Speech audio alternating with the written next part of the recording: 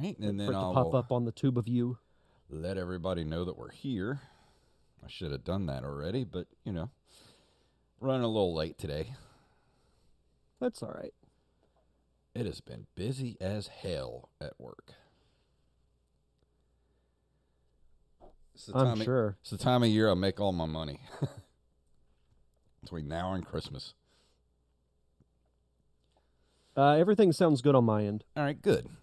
All righty, and I guess we are good to go.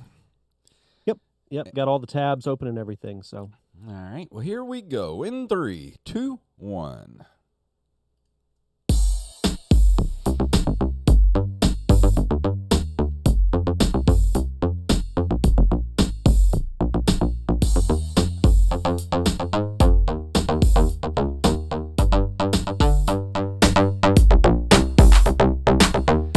Greetings, programs, and welcome back to another episode of the Nerd Cave Retro Show. My name is Jason Robbins. And my name is Derek Diamond. And sorry we're a day late this week, everybody. I know it's weird. We're on a Tuesday, but yeah, we're here, and we're gonna do a show. And Derek is frozen. Yeah. You're frozen in wonderful. OBS. You have like this weird look on your face. I see. I'm doing like my sensual pose there. Yeah, you're very, very sensual. I don't know what you're doing in there. It's not that kind of show. Just so everyone knows. Maybe weird. I'll unfreeze here. Maybe we'll in the next minute. We'll see what We'll happens. see. The gremlins are out. They know it's the spooky season, so Yeah. they're out in full force. So, have you started watching anything spooky? I did watch Casper. It was on TV the other day, so watched that. Beetlejuice was after that, so I watched maybe like 20 to 25 minutes of it, and then I needed to go to bed because I'm getting old. Yeah. Other than that, feeling. I haven't. I haven't. I'm going to try to start getting into the movie watching more heavily over like the next week or so. Yeah, same here. What about you? Well, I tried to watch. I have Shudder, and there's this new. You know me. I love clowns. I got the killer clowns back here on my wall. I got killer clown stuff all over my house. But I love clowns, and like Art the Clown. Even though Terrifier movies are a little gross, I can still I like Art the Clown. But there's this new movie on Shudder that's called Clown in a Cornfield. And I've heard it's pretty good, so tried to watch it. Was it last weekend? Tried to watch it, and I fell asleep about 10 minutes into it because I'm an old man, so I still got to watch that, finish watching it.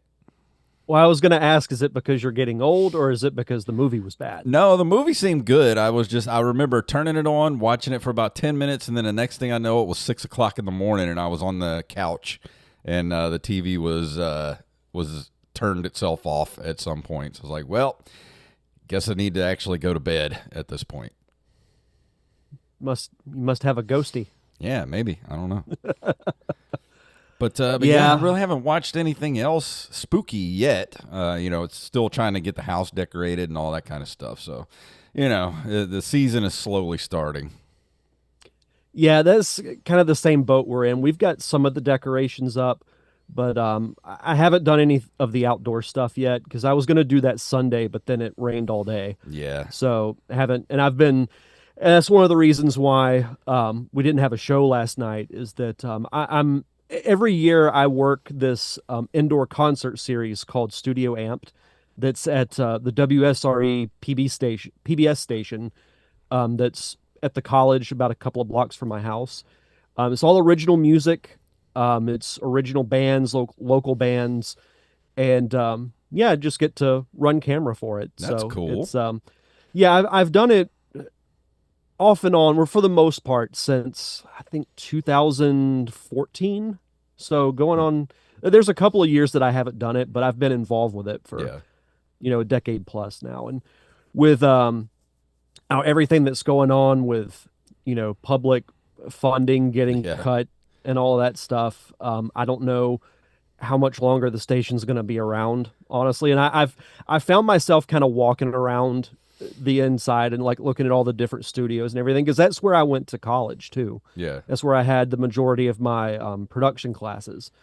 So I was thinking, over these next few days, this might be the last time I'm in this building. So Yeah, so you hear that, I'm trying to everybody? soak You it all need in. to support your local PBS station. So, they have monthly subscription stuff that you can do. They got all kind of they got apps and documentaries and all that kind of stuff. So take your money away from places like Paramount Plus and things like that, and put it into PBS. Everybody. And you're helping, local people keep their jobs Yeah. potentially. So, but yeah, that's and I'll be doing that tomorrow and then next Tuesday, Wednesday, and Thursday, Okay. along with high school football over the next few weeks still. Oh, that's So fun. yes, so I'm not gonna have too many free nights over the next couple of weeks. Yeah. Well, if you need a night off, just let us know, and we'll let you have the night off here for the show. Appreciate it. I did get to play a lot of. I know you're excited to talk about Haunted Halloween '85, and I've been playing my game that I'm going to review next week. I finally got Condemned Criminal Origins off of Xbox and Game Pass. yeah, Game Pass, and it was $20. I was trying to wait for it to go on sale, but it never has. I've had it on my wish list for months, and it's never gone on sale. So I went ahead and got it. I've been playing it, and man, I forgot how anxiety-inducing that game was, man. Yeah, that's the thing about some of those spooky themed games is they can be just as, if not more, anxiety inducing than some of the movies that come out. I feel like it's more anxiety-inducing when you're in a game because you're immersed in it. Yeah, and you have control over, what's going to happen or what could potentially happen. Yeah. But I can't wait to talk about it next week. And I know you're ready to talk about Haunted Halloween. So do we want to get these news stories out of the way? Sure. Let's do it.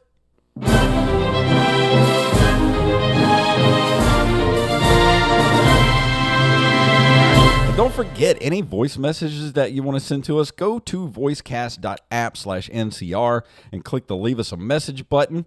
And you can go to nerdcaveretro.com. There's a button there. It'll take you to voicecast.app.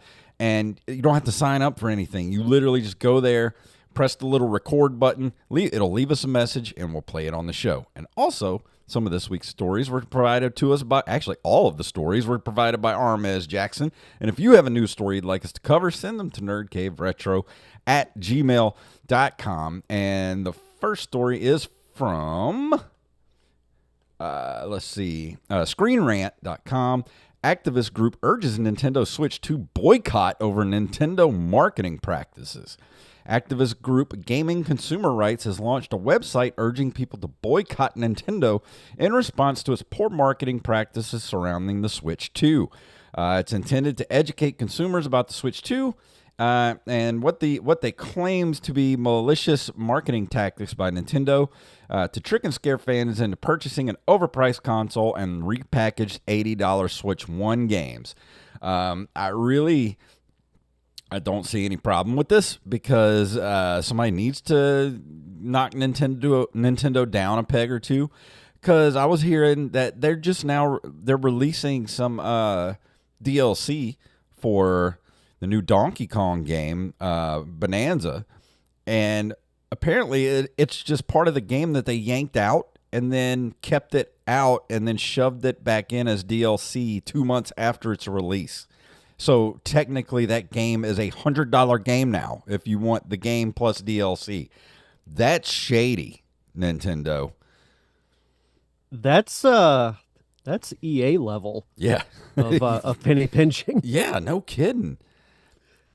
Yeah, I mean, we've said this over the years, but we want to like Nintendo. We want them to succeed because the gaming industry is better when Nintendo is relevant. We've defended the Switch, but I just have not had a good feeling about the Switch 2 since it was announced, when they were releasing it, the prices of the games, the price of the console itself. And I know the economy is part of it, but Yeah. it's things are just getting way, way, way, way too out of hand. This is not the With people Nintendo we knew No. as kids. No, it's not. This is not, we're going to put our best game as a pack in. for the either the Nintendo with, Duck Hunt and Super Mario Brothers, and the Super Nintendo had Super Mario World, and N64 had, Mario 64. You always had like pack-in games. And then all of a sudden, like the last few years, like Nintendo's just like, no, we're just going to give you the console, and that's all you get. You want a game, it's going to be $80. Oh, yeah, by the way, we're going to keep half the game out of it so we can put it back in as quote-unquote DLC 2 months after its release and charge you $30 for it. Go to hell, Nintendo. That's not cool, man.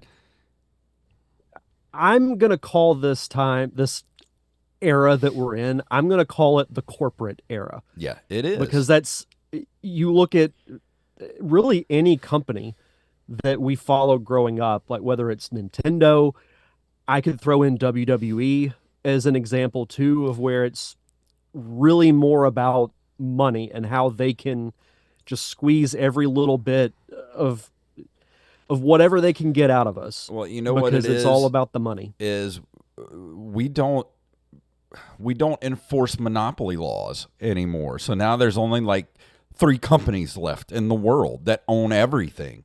And that should not have happened. It should never have happened. What was the last time we broke up a monopoly? It was like Google back in like 2002, I think.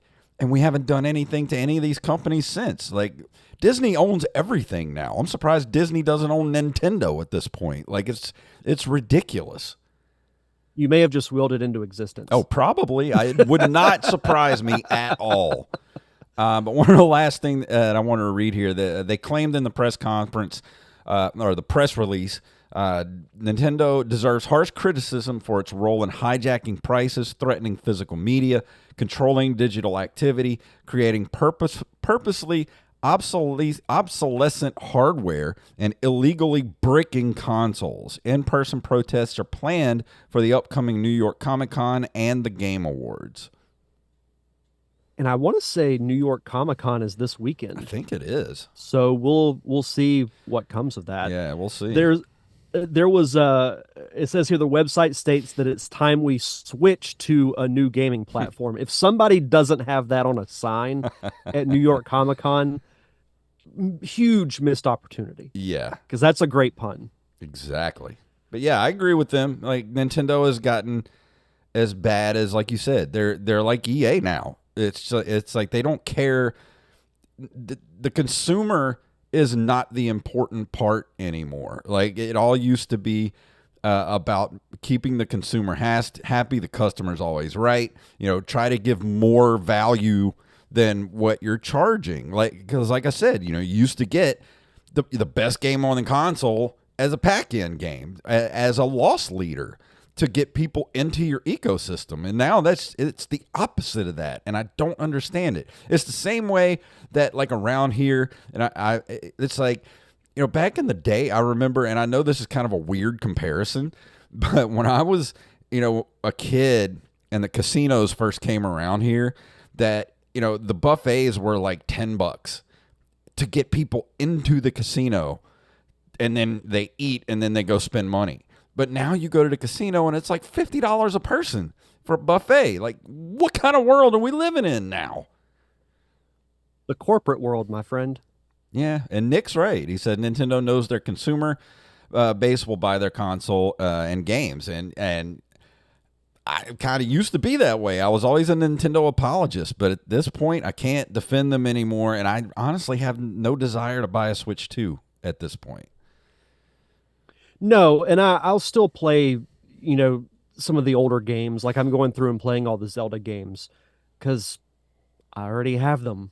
I can still go back and revisit them and still have those great memories. But as far as current stuff, yeah, it's kind of tough. And plus, given financial situations, it's tough for me to justify getting a Switch 2 and then getting, games that are near $100 a pop. Yeah, that's insane. Let's see. Next up from NintendoLife.com, Night Dive Studios just won't stop and announces yet another remaster or a remaster. Well, I'm sure we'll get those at some point. Yeah. Remasters. Night Dive Studios has announced yet another remaster for release later this year on December 4th, which is a reminder clashes with both Metroid Prime 4 Beyond and Octopath Traveler 0.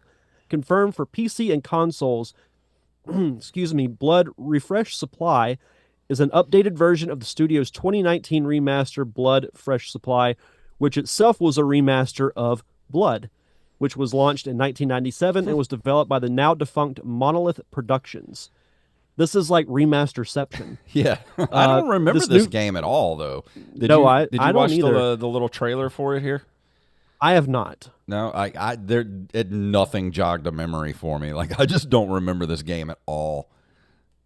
It says here the new version benefits from a bunch of added extras, including add-ons, Plasma Pack, and Cryptic Passage, new Marrow and Death Wish missions, behind-the-scenes content, revealing key development details, and more. I like the look of it. It looks a lot like that. It just looks a lot like Doom. That's what style. I was thinking too. It's a boomer shooter. So, yeah. So if you're a fan of Blood or were a fan of the original or the remaster, you can get this remaster. On December 4th. That's fun to say. Remaster. Remasterception. Yes. From MyNintendoNews.com, Metroid Prime 4 motorbike details emerge. In the long-awaited Metroid Prime 4 Beyond, Samus acquires a motorbike called the Viola, equipped with advanced features for her to traverse large areas on, saving time with a fun mechanic. She'll use the motorcycle to get across Vuros at speed.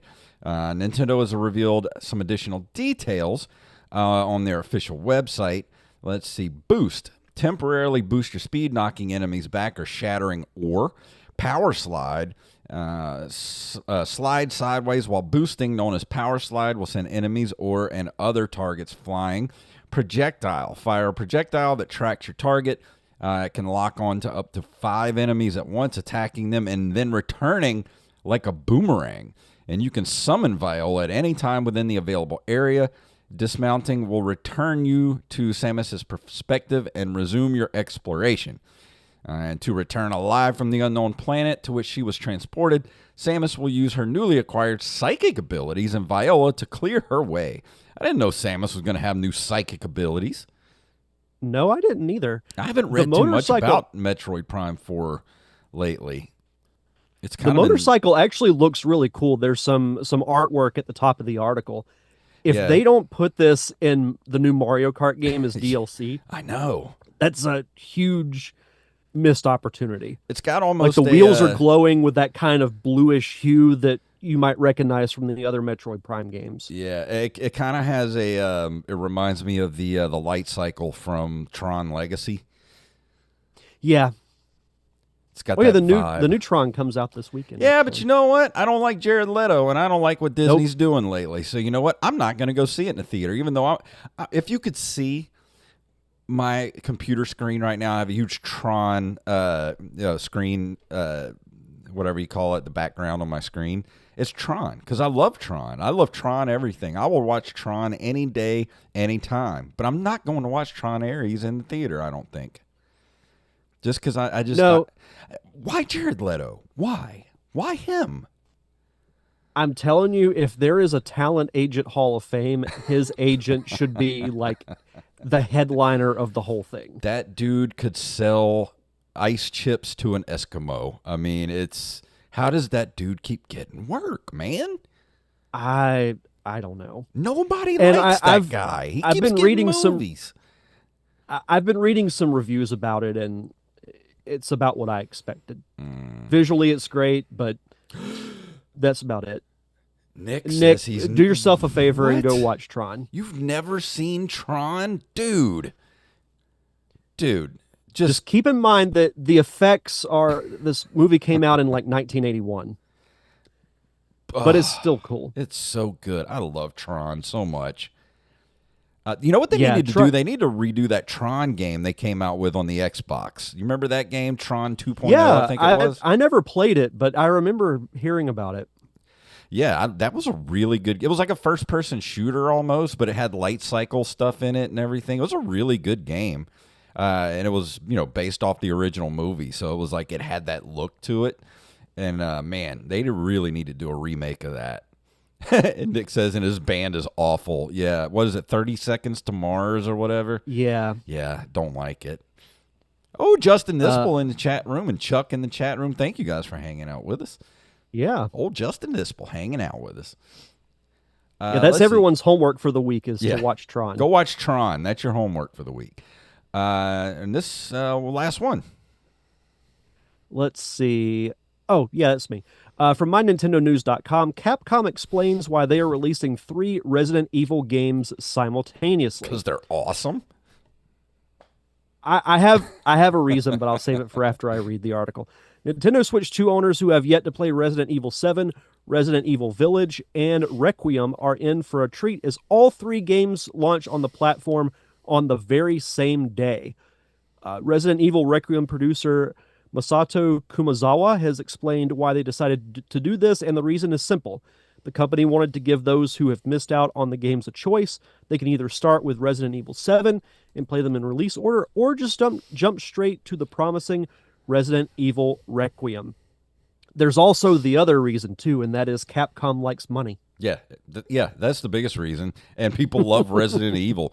And idiots like me will buy every single Resident Evil remake. They could remake 2 again, and I would still go buy it. Would that be the remaster? Yeah, the master Inception, whatever we called it. Remasterception edition. Yeah. But yeah, I'm really looking forward to the new Resident Evil game because I need some new Resident Evil in my life because I can't keep playing 4 over and over again. And I think it's smart for them to release 3 of the games at the same time because, as it mentions in the article, you can get one. And if you're a huge fan of it, then there's 2 more that you can pick up and start playing like right then. So If I had a Switch too, I'm for it. Yeah. Yeah. But it's smart business though. Oh yeah. Capcom's smart and they make good games and they're awesome. I just like Capcom. I do too. Now it is time. We haven't done this in a while. It's time for some video game history.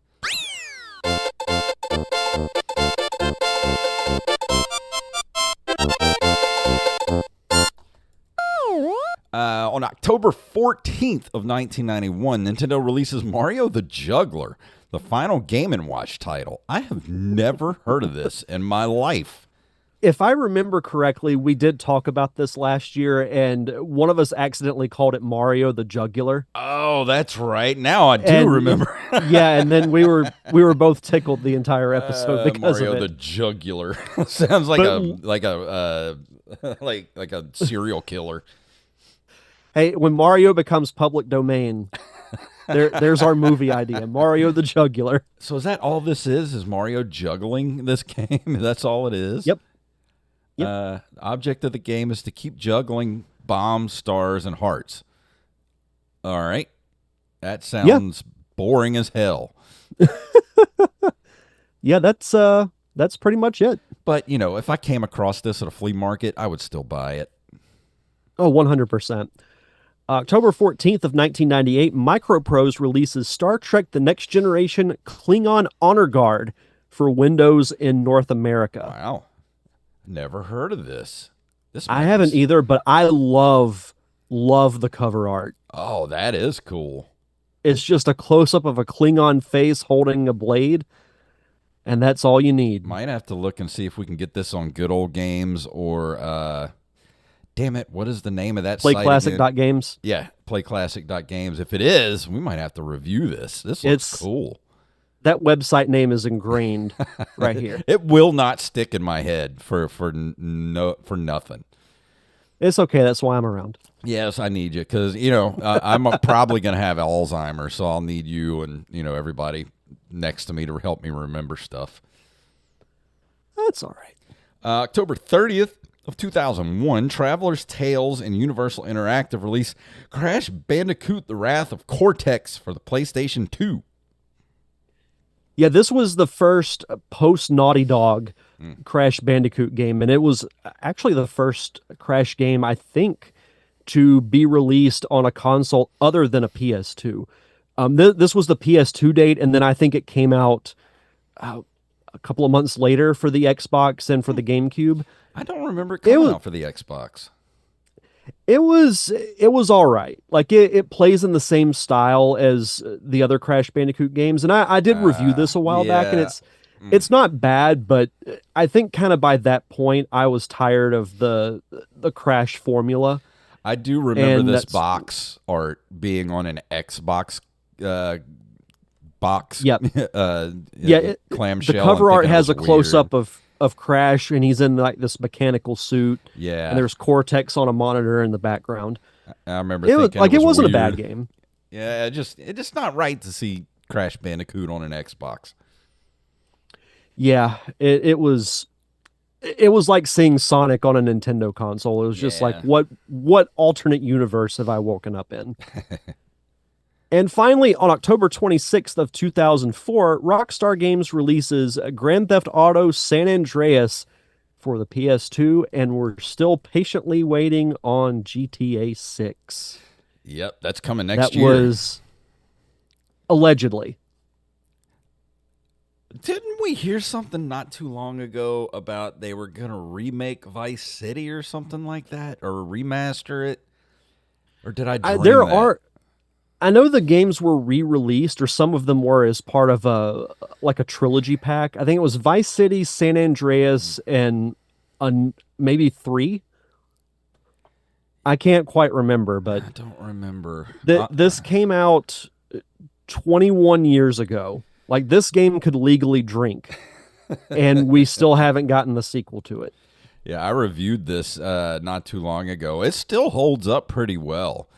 It's got the PS2 graphics, a little rough around the edges, but it still holds up. It's fun to play. If you've never played Yeah. it, I highly recommend it. Yeah. And that brings us to the end of this month in video game history. And now, before we go into the review for tonight, Derek, would you like to do our Patreon shout-outs? I suppose.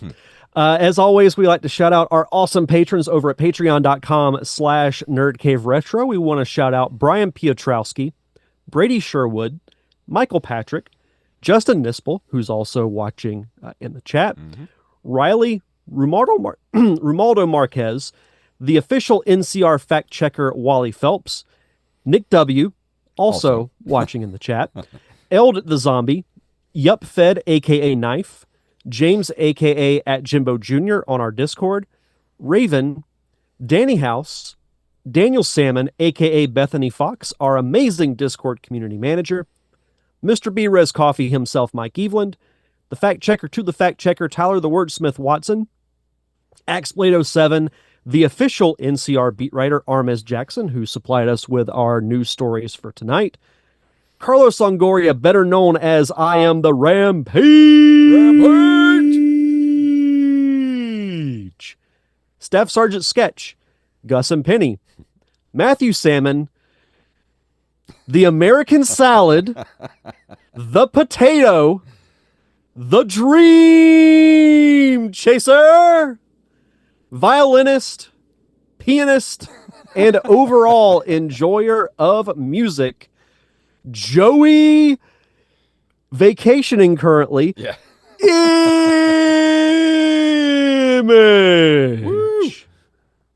Image. And last but not least, Mom and Diamond. Donna Diamond. Thank you all so much for your continued contributions and keeping the lights on for us here at the Nerd Cave Retro Podcast. For as little as $1 a month, you get your own RSS feed for the podcasting app of your choice with 0 ads. So if you like to hear conversations like this completely uninterrupted, it just costs you $1 a month, and you get early access to our bonus episodes that include multiple commentary tracks for live action movies like Clue, Christmas Vacation, animated shows like Tailspin, DuckTales, The Real Ghostbusters, and of course, the great Thunder in Paradise commentary that we did a while back, and the Nerd Cave Retro Quest Dungeons and Dragons campaign. Yeah. So if you want to be a part of our awesome Patreon community, just head over to patreon.com/nerdcaveretro. And for new patrons, be sure to send us your social media information so we can give you a proper shout out. And tonight, we're going to be talking about...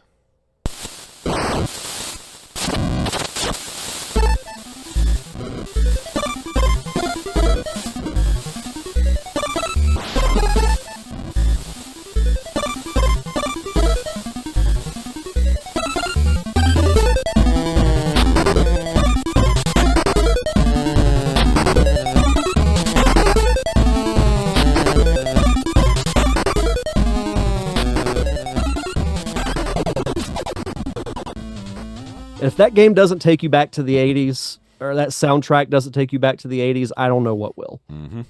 Like that is 8-bit chip tune awesomeness right there.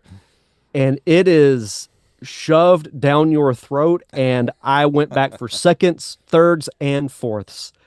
So tonight, I'm going to be talking about Haunted Halloween 85, which technically is an NES game, even though it was made like 10 years ago.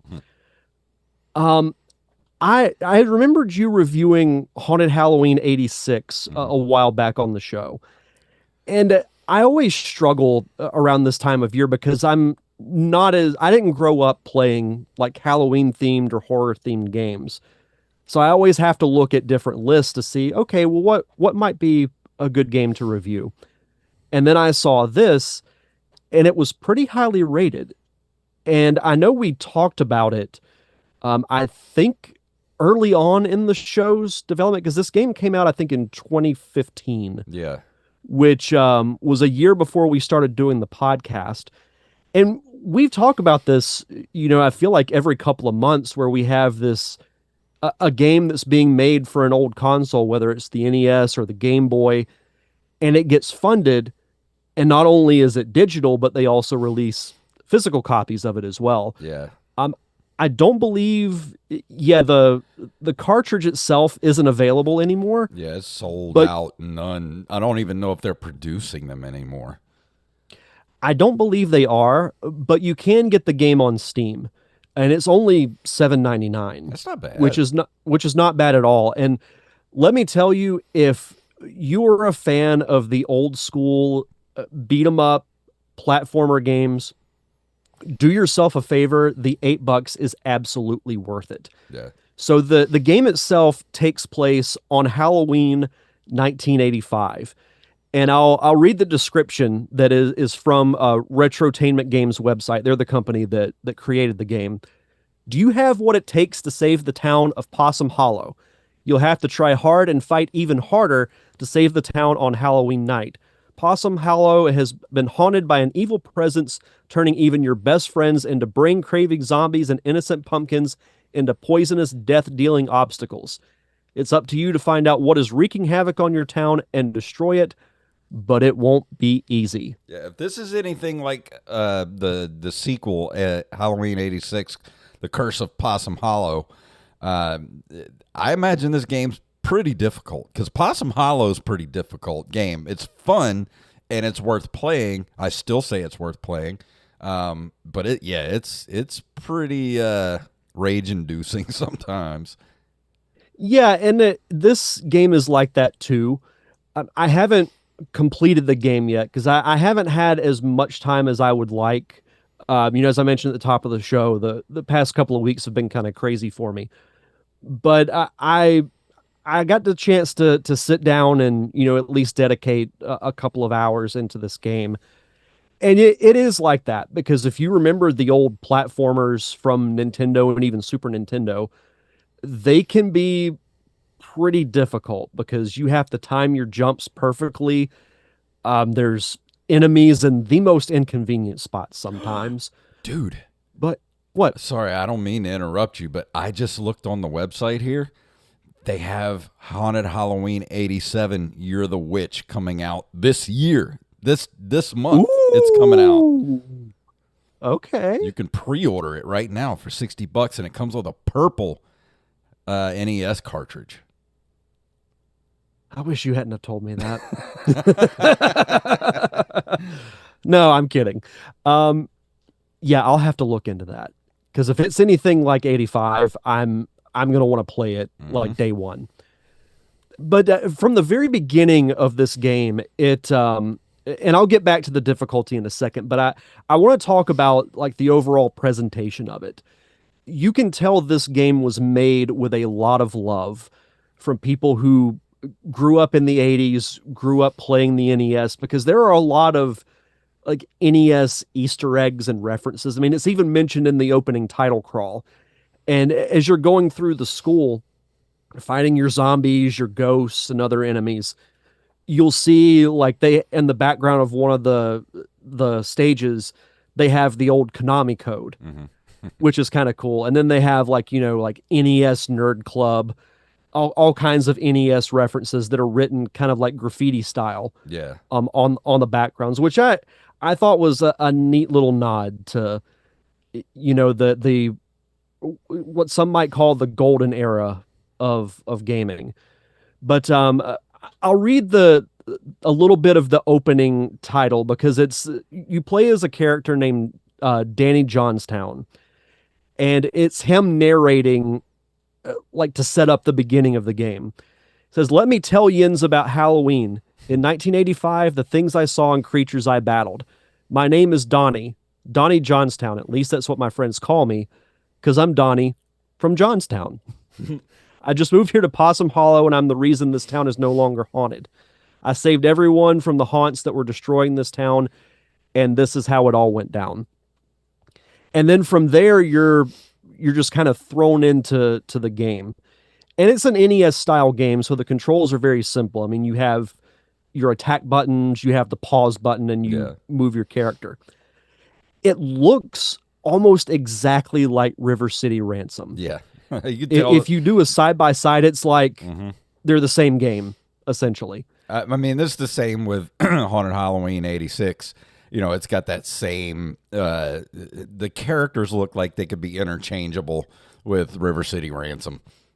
Right. And the great thing about this game being made in the modern era is that the colors really, really pop, Yeah. especially like the greens, the oranges, like the colors you think of when you think of Halloween, they pop really, really nicely. Even the black looks really good.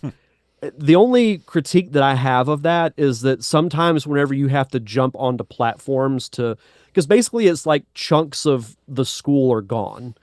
So like Yeah. you're starting in the main hallway and then there might be gaps that you have to jump over because it's like level, strip of black, then like another portion of the level. Yeah.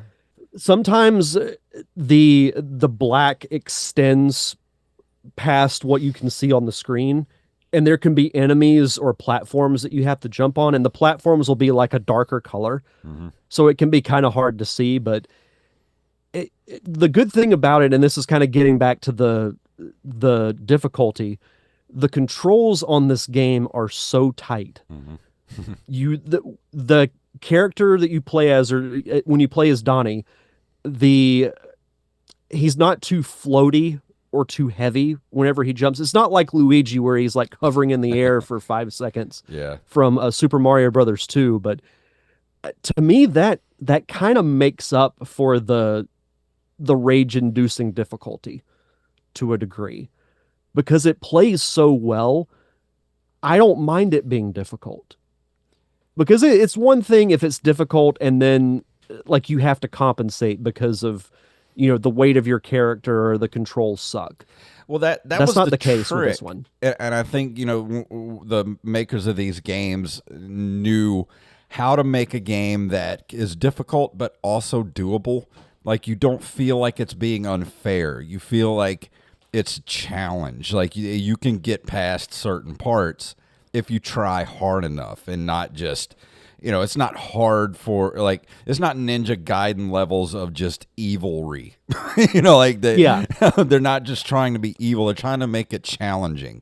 And that's what makes it fun. That's what makes you keep coming back. Like, yeah, you might want to throw your controller into the wall sometimes, but it is doable and it's not unfair. Yeah. And I would agree with that. Let's see. What else do I have on my notes here?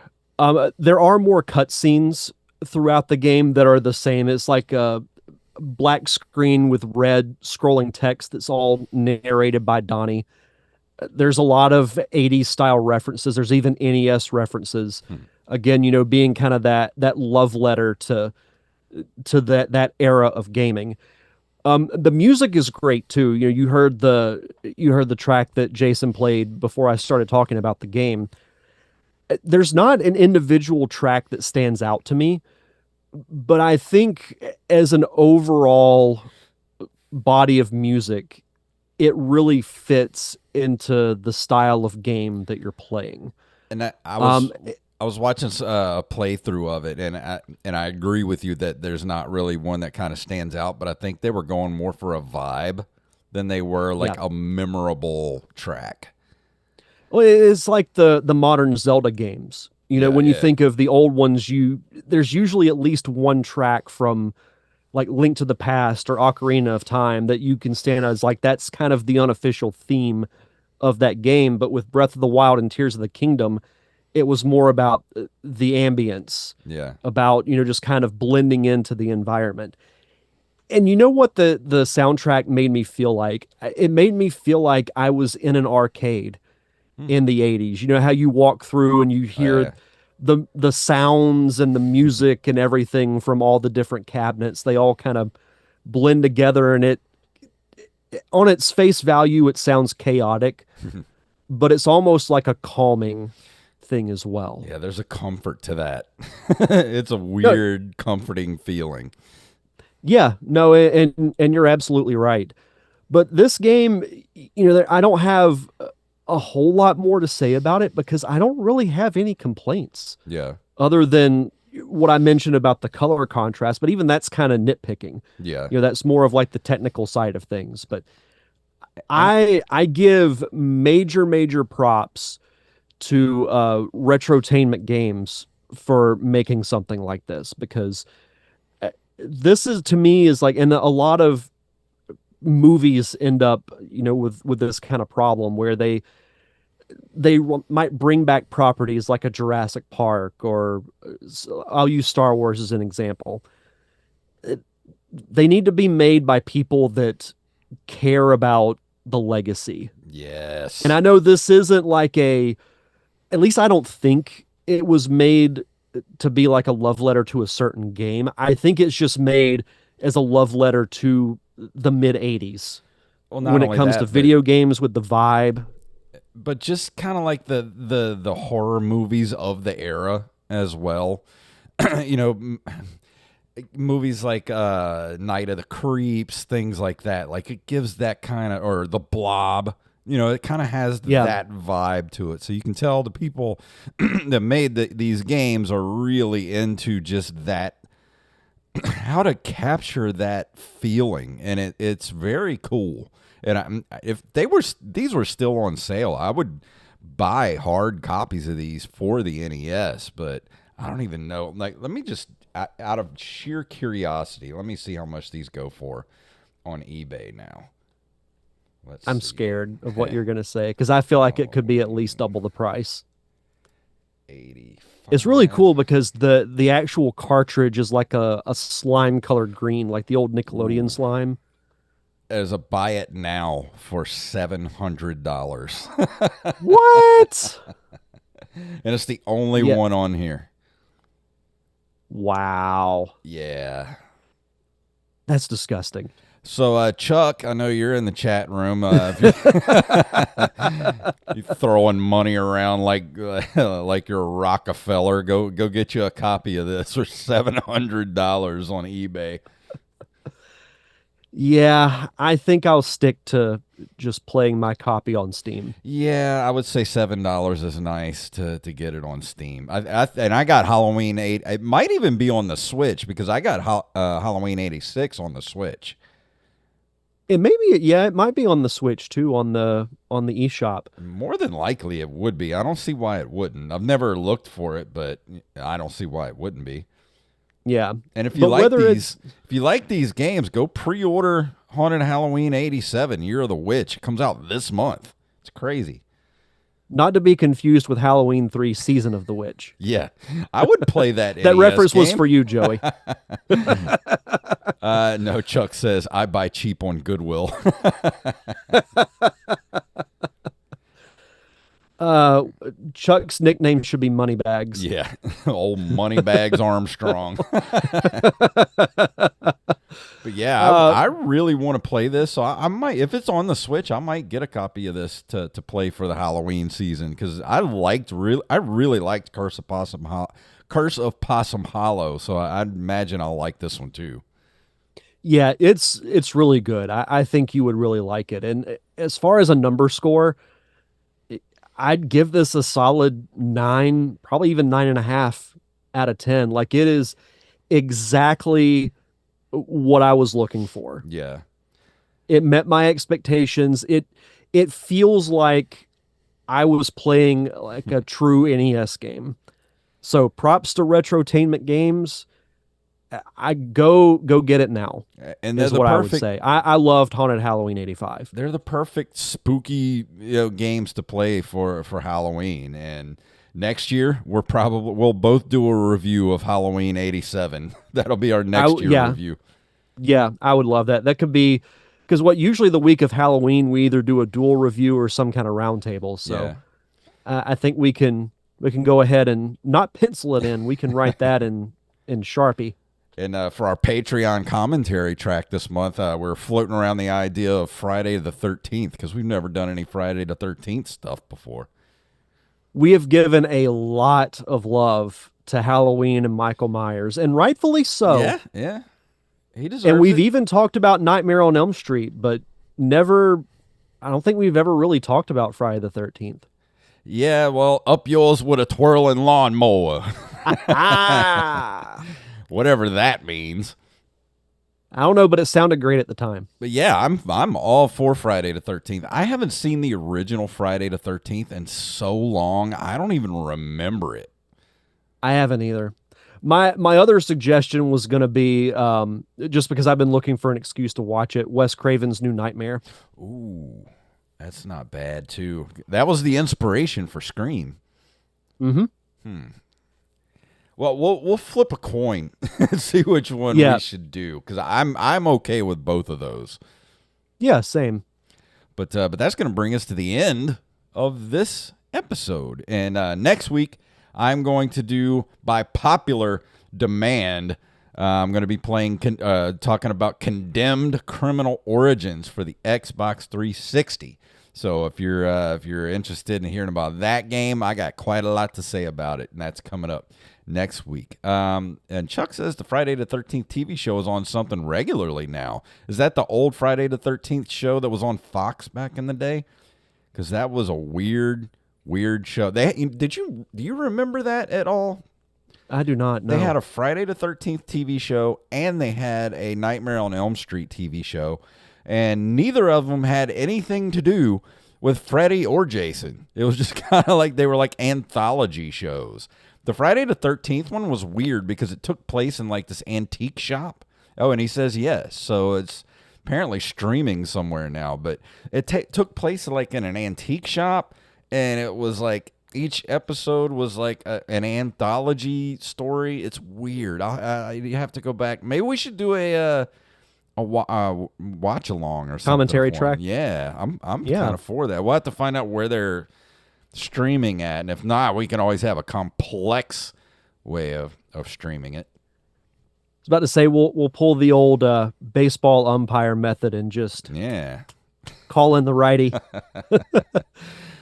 But yeah, so the Friday the 13th show, was the antique shop at least like close by Crystal Lake? No, let me look up and see if there's a Wikipedia article Oh, about they it. hunt down haunted items. Yeah, something like that. 13th TV show wiki. Here we go. The series, television series that ran for 3 seasons from October 3rd, 1987 to May 1990. The series follows Mickey and Ryan, cousins who inherit an antique store. After selling all the antiques, they learn from Jack Marshak that the items are cursed. The trio then work together to recover the objects and return them to the safety of the shop's vault. Originally, the series was to be titled The 13th Hour, but producer Frank Manusco Jr. thought this would turn away viewers and instead took the name Friday the 13th to deliberately draw in audiences. Despite the title, the series has no connection to the film series of the same title. That's kind of weird, man. I was wondering why it had nothing to do with Friday the 13th. Well, at least they're honest about it. No, they weren't. I mean, like now they're saying, oh, well, it was named Friday the 13th just to draw people in. Let me look up Nightmare on Elm Street real quick, too. Mayor on Elm Street. I'm going to say that was a romantic drama. Let's like see. Gilmore Girls. Let's see. Franchise. There's nothing about the TV show here. Oh, Freddy's Nightmares. That's what it was called. An American horror anthology television series that aired from 88 to 90. Let's see. Each episode is introduced by Freddy Krueger and features 2 different stories. 8 episodes throughout the series actually feature Freddy as the main antagonist. The pilot episode, directed by Tobe Hooper, begins with Krueger's prosecution on child murdering charges. We might actually have to watch this. That sounds more promising. Yeah, let's find out where this is streaming and watch this for a commentary track. That'd be fun. I'm for I like that. I forgot all about this. But Learn yeah, something new every day. next week, Condemned Criminal Origins, everybody, for the Xbox 360. That was a rabbit hole we just went down. Wow. Yeah. But we made it out. We made it out. We made it back out. And as we walk out the door, Derek, what's going on in your neck of the woods? So we have one more shooting date for the movie Wired for Sound that I've been talking about the last several months. It was supposed to be this past Saturday, but we had to push it back due to the weather. GoFundMe is still active. You can go to facebook.com/wiredforsoundmovie. The link is in pretty much every post that we've made. So if you want to contribute, the GoFundMe is going to be open until the movie is completely done, not just filming, because with post-production, it's going to be pretty visual effects heavy. So if you want to contribute, go to facebook.com/wiredforsoundmovie. And go check out the Open Micers podcast, openmicers.com, Open Micers at Open Micers podcast on all the socials there. We talked to, last week it was a hostful episode, Donald Ducking It. You can pretty much figure out what that's about. But the week before that, we talked to Zach Holmes from Jackass. So if you're interested in some behind-the-scenes Jackass stories, go check out that episode. It's over at the Open Micers podcast, and it's all, as always, it is NSFW. So no playing it with the kids in the car, and no playing it off the head. Play it with headphones when you're at work, everybody.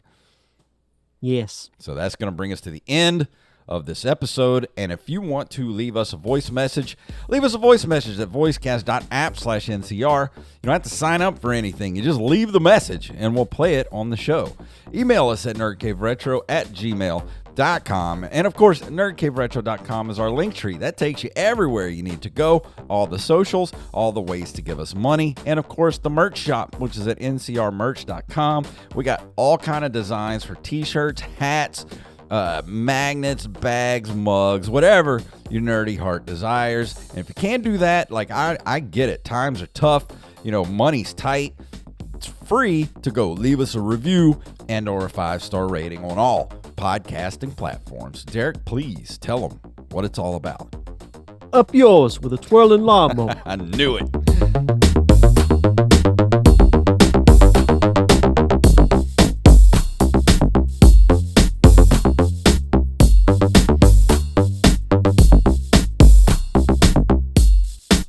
Wise man say forgiveness is divine, but never pay full price for late pizza. Oh shoot! I forgot to show the game box art to the YouTube people. So there you go. There's the box art right there for Haunted Halloween '85. This is why we need a producer, so I don't have to remember to do all this stuff while we're streaming. Maybe one day. Yeah. But thanks all you guys for hanging out with us. Chuck and Nick and Justin, all you guys hanging out in the chat room. Thank you so much. And we'll see you guys on the Discord, and we'll see all of you next week.